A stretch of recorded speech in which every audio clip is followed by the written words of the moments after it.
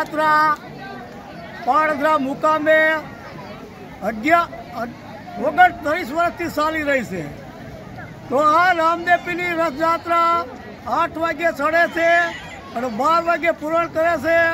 આજુબાજુના ગામના તમામ આ રથયાત્રામાં જોડાય છે, આખા ગામજનો જોડાય છે અને માણસ માટે સુખડી અને પશુ માટે ઘાસ અને પારેવા માટે સણ, કૂતરા માટે લાડવા અને તમામ ગામના સમસ્તે થઈને હળી મળીને આ રથયાત્રા કાઢે છે। અને અત્યારે આ તમે જુઓ છો નજરે કે માણસો જમે છે, મહેનતી એટલી ભેળી થઈ છે, તમામ વારકીલા 39 વર્ષથી ચાલ્યું આવે છે।